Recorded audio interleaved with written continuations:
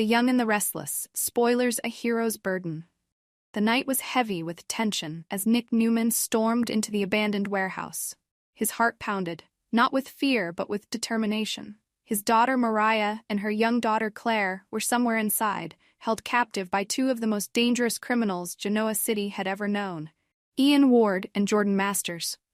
The stakes were high, and Nick knew that failure wasn't an option. A dangerous gamble. Ian Ward's return had sent shockwaves through the Newman family. A master manipulator and a man with no moral compass, Ian had dragged Jordan, a desperate and violent accomplice, into his scheme. Their goal? Leverage Mariah and Claire to extort Victor Newman, Nick's father, for an obscene amount of money. But Nick was done waiting for the police or his father's resources. He had tracked the pair to their hideout and decided to act. His family was his world, and nothing, not even the looming threat of death, would stop him from saving them. The confrontation. Nick burst into the dimly lit room, his voice cutting through the silence. "Let them go, Ian. Now." Ian turned slowly, a sinister grin spreading across his face. Nick Newman, the hero as always. But heroes don't always get happy endings. Mariah and Claire sat bound in the corner, their eyes filled with a mixture of fear and hope. Jordan stood nearby, clutching a gun, his finger twitching against the trigger. "You don't have to do this," Nick said, his voice steady despite the chaos in his mind. "Let them go, and we can end this peacefully." Ian laughed coldly. "Peacefully?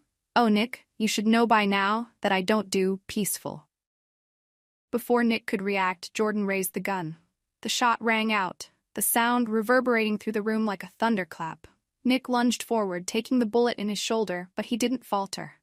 Fueled by adrenaline, he tackled Jordan, disarming him in a brutal struggle. A deadly twist. Ian, seeing his accomplice subdued, pulled a knife from his coat. With cold precision, he drove it into Nick's side, the blade slicing deep. Nick gasped, the searing pain nearly bringing him to his knees. But even as blood poured from his wounds, Nick's focus never wavered. "Run!" he yelled at Mariah and Claire. Summoning every ounce of strength, he hurled himself at Ian, giving his daughter and granddaughter the chance to escape.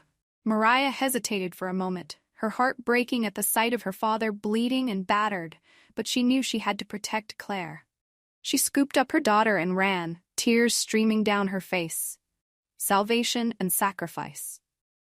The sound of approaching sirens finally reached the warehouse. Nick collapsed to the floor, his vision blurring as Ian and Jordan made a desperate attempt to flee. The police arrived just in time, apprehending the two criminals after a brief standoff. Paramedics rushed to Nick's side, his breathing shallow and labored. "Stay with us, Nick," one of them urged as they loaded him into the ambulance. Mariah, now safe, followed closely, her mind racing.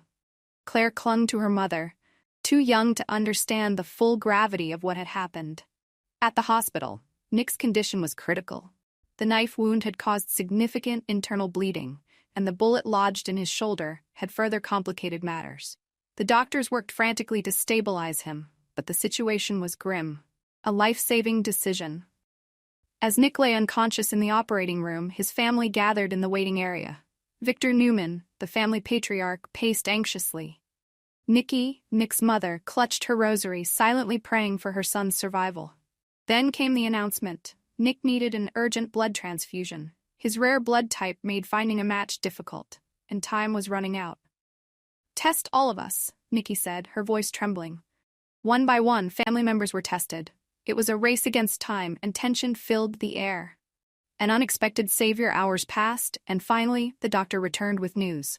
"We found a match," he said, "but it's unconventional." Victor looked up sharply. "What do you mean?" The doctor hesitated. "It's Adam. Adam Newman, Nick's estranged half-brother, had always been a source of conflict within the family. But when he heard about Nick's dire condition, he volunteered without hesitation. "I'm the match," Adam said as he entered the room. His expression was unreadable, but his voice was firm. "Let's do this." Redemption in the darkness. As the blood transfusion began, the family watched in stunned silence. Adam, often seen as the black sheep of the Newman family, was now the only hope for Nick's survival. It was a moment of redemption, one that no one had anticipated. Hours later, the doctor emerged from the operating room. "He's stable," he announced, and a collective sigh of relief swept through the room. Nick woke up days later, his body weak but his spirit unbroken. Mariah and Claire were safe, and the men who had threatened them were behind bars. As he looked around the hospital room, his eyes met Adam's. For the first time in years, the brothers shared a moment of understanding. "You saved me," Nick said, his voice hoarse. Adam shrugged. "You would have done the same." The cost of heroism. Nick's journey had left him scarred, both physically and emotionally. The pain of his injuries and the weight of the lives he had saved would stay with him forever.